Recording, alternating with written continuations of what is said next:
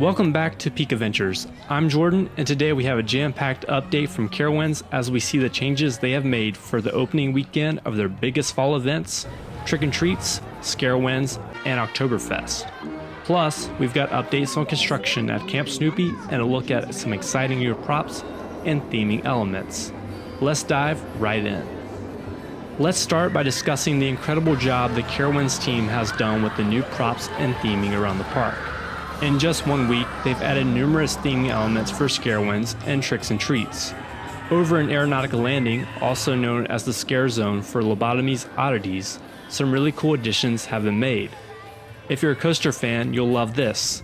The former train from Firehawk at Kings Island, Carowinds' sister park, is now being used as a prop in the Scare Zone. And if you got a keen eye, you'll notice the former train for Snoopy's Junction, a new prop within the area. The remaining parts of Snoopy's Junction can be seen staged under the lift hill of Fury 325. Carowinds is also reusing props from past events. You'll find the Eiffel Tower from the Grand Carnival event, some damaged Christmas lights from Winterfest, and even old signage from a previous Scarowinds maze. The former lighted signage from the Summer Music Fest used to advertise different artists is also being reused for Scarowinds theming. The creativity in repurposing these items is just remarkable. Now, let's head over to Camp Snoopy where the park's preparing for its major 2025 additions. Since our last update, we have seen even more land cleared, including the removal of Camp Theater and Snack Depot. This gives us a clearer view of what's to come, and for guests visiting during Scarowinds, you'll get a unique up-close look at the construction through the queue and exit of the Depths of Darkness maze, which now runs right by the construction site. If you're walking through that area, you'll notice excavators on site for continued land clearing and area preparation. It's exciting to see the progress, even though some of our favorite areas, like Beagle Scout Acres, are still intact, but will be removed soon for the new rides.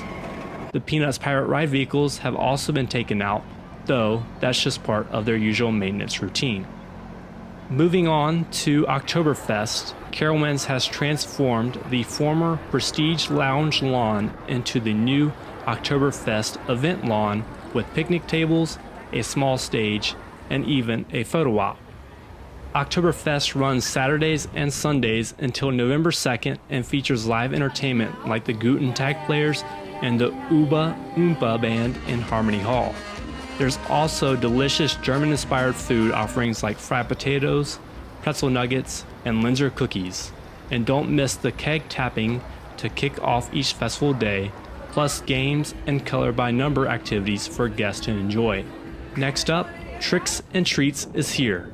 This family-friendly event runs Saturday and Sundays until October 27th.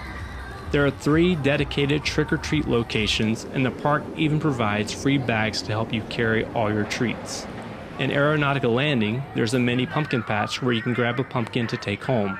It's located in the old Plants vs. Zombies gift shop, and if you peek behind the curtains, you can still see some of the original theming from that attraction.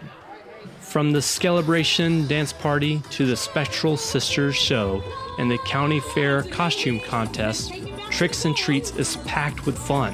Don't miss the Bean Boozle Challenge in Aeronautica Landing and the Tricks and Treats Parade, which winds through the park before Scarowinds kicks off, starting in Blue Ridge Junction and ending at the park's front entrance. And finally, Scarowinds is back. This spooky event runs through October 27th. While opening night crowds were manageable on Friday, Saturday saw heavy crowds with longer wait times for both rides and mazes. This year, Scarowinds features 5 mazes: Depths of Darkness, Silver Scream Studio Condemned, Slaughterhouse, The Final Cut, and the Tooth Fairy. There's also 4 scare zones: Harvest Fear, Ripper Alley, Welcome to London! Watch out for the Ripper. Lobotomy's Oddities, and Blood Yard. Last year, Scarowinds featured 6 scare zones. The decrease to 4 scare zones this year occurred to allow Scarowinds to provide more staffing to the mazes, allowing for the positioning of more scare actors in each house. What's new this year? Scented fog throughout the park adds an extra layer of immersion, Not a fan of jump scares? Don't worry, Carowinds has you covered with no boo necklaces.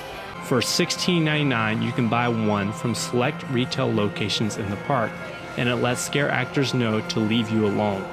And if you're looking for something interactive, the new Scarowinds merchandise includes lanterns that light up and react to different areas around the park.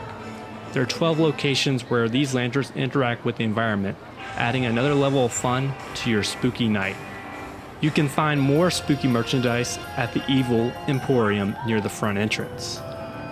Entertainment offerings include shows like Halloween Hootenanny in the county fair, Ranging Inferno in Thrill Zone, Conjure the Night at the park's front entrance, and the all-new Wake the Dead show. What's unique about Wake the Dead? It has 4 different endings, all based on the audience vote. Don't forget the general rules for Scarowinds. After 6 p.m., no bags are allowed unless medically necessary, and there's no re-entry into the park once you leave, even if you're a pass holder. If you're planning to stay all night, be sure to keep that in mind. And as always, Carowinds chaperone policy is still in effect, so make sure you're prepared with a government-issued ID for you or your party. That wraps up this week's update. From spooky props and fall events to construction progress at Camp Snoopy, there's a lot to see at Carowinds right now.